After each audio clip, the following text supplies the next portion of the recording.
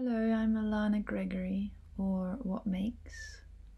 I've spent the majority of my lifetime in the field researching links between arts and human and environmental well-being, so mainly with traditional and indigenous artists and healers. I have a background in environmental science and movement arts, as well as a lot of training in mindfulness and mindfulness-based therapies.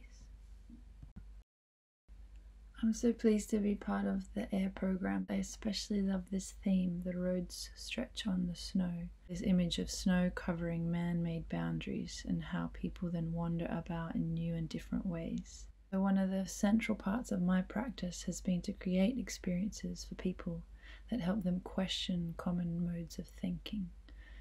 For example, that we are separate to nature and that the mind is contained to the physical space of the brain, and that Western science and ways of thinking are the pinnacle of knowledge, and that there aren't other options for existing in the world.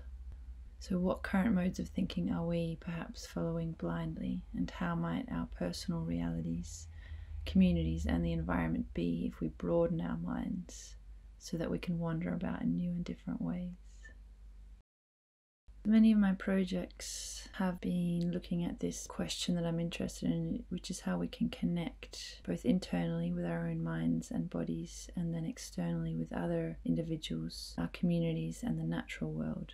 So I've spent probably the last 15-20 years doing extensive training in different forms of meditation and body awareness training through martial arts and yoga. I've also focused on how we connect to nature through spending time in places and with materials. So for example, I've learned from indigenous people in Australia about collecting clays and rocks and ochres and how to approach and ask the materials for their permission. This really was only possible after doing the training in meditation, because I needed to quiet the mind and open my senses so that the body itself became mind, so that when I was connecting with the rocks and the clay, that I could actually get some sense of what it wanted. And it sounds crazy to people who haven't been trained to experience the natural world in this way, but for a lot of Aboriginal people, Indigenous artists, to not see the natural world as a living being with its own wants and wishes is also insane. I worked with women who were very specific about the days that you could collect materials, for example, not on days that were raining because then the plant needed to grow, not when the plant was flowering because that was when birds and other species might be feeding. And it was very interesting that even though some of these ideas about listening to rocks and respecting the rights of a plant seem insane, they are obviously very practical, because it's practicing ecology. How does that plant fit into its environment, and how does every other species depend on it, and how can I then, as a person or an animal that's in that system, work with it in a way which is going to maintain it. It's very practical to see your environment as a friend, as a family member. It creates a completely different intention about how to exist in that space. Oftentimes I work with traditional artists to help them communicate the meaning of their practice and their tradition. So one project I did was with Elder Uncle Mookie in southern Australia. He's from the Ngarrindjeri Nation, and he runs a ceremony called Ringbalin. It's a ceremony to help Australian people, Indigenous and non-Indigenous, help them to connect with the River Murray through story, song and dance. In India, I worked with a traditional Guru Muhammad Sharif Ka, who taught Kalari Payattu, which is a classical Indian art form. It's over 3,000 years old. I would say it's very much about connecting the human mind and body to the natural world and to the universe at large. An example would be how the individual connects to nature in terms of rhythm. So the rhythms of seasons and how you need to change behaviors and practices for summer versus winter, and then how the individual connects to the universe in terms of your personal mind, communal mind, and universal mind. And there are specific techniques which help you to experience those different states of mind.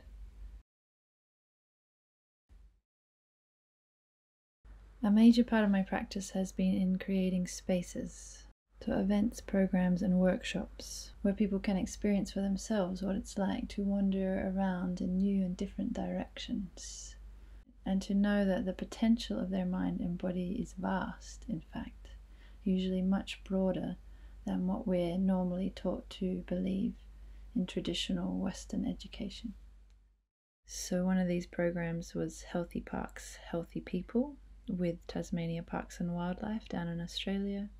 And there I created an arts and well-being program, so people were able to connect to nature through mindfulness, through movement, and through creativity. In collaboration with the University of South Australia and Correctional Services, I worked with the women in Adelaide Women's Prison. We did a program using textile arts and natural dyes. So we were using natural materials to revive and enhance a relationship to the environment for the women, and also to help them have a personal sense of achievement, creativity, and freedom even within that situation they found themselves in.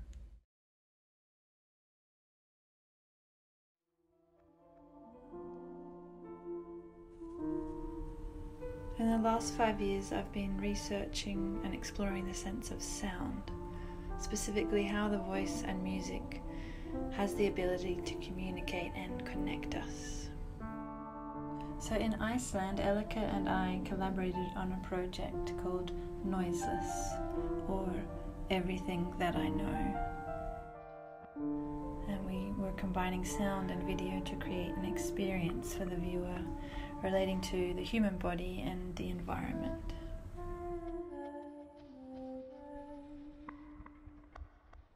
In Sapporo, Elica and I will be extending our collaboration, and I'm looking forward to seeing what we will create and how we might wander also in different directions in this new environment and place.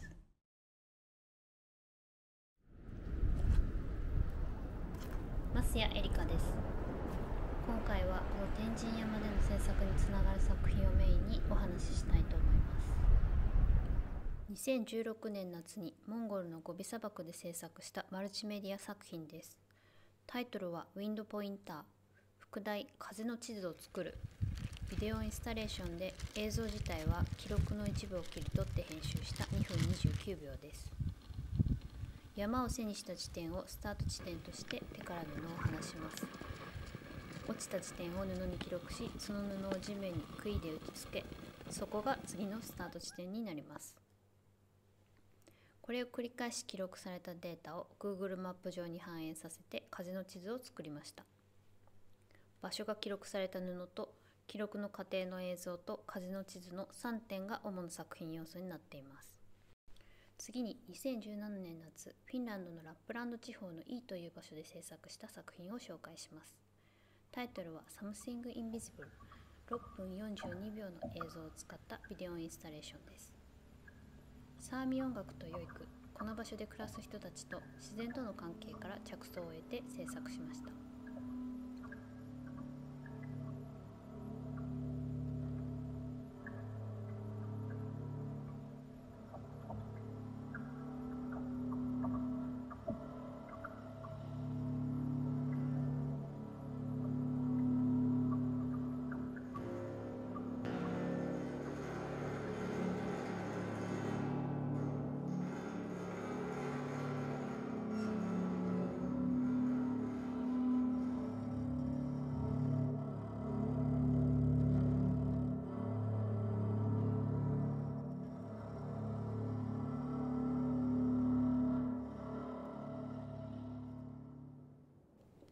続いて2020年秋から冬にかけてアイスランドで制作した作品を紹介します。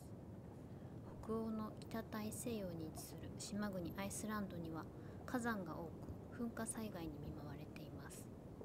溶岩や氷河など自然から生まれた不思議な光景があります。それらはなかなか触れることができない非常に美しく力強いものです。このような環境下で目に見えないエルフの存在が強く信じられ、多くの物語が生まれてきました。私はアイスランドの自然にできるだけ近づこうとアシミレートという作品を制作しました。その後アラナと一緒にノイズレスという作品を制作しました。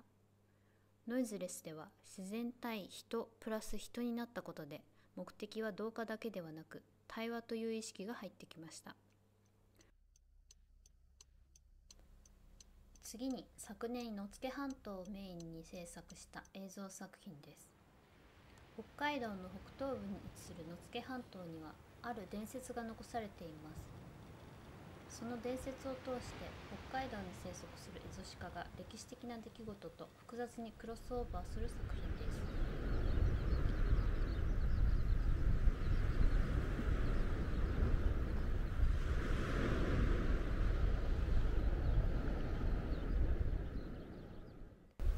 今回再びアラナと作品を作れること、とても嬉しく思います。アラナは今回日本に来るのが初めてです。どのような目線でこの土地を捉えるか非常に楽しみにしています。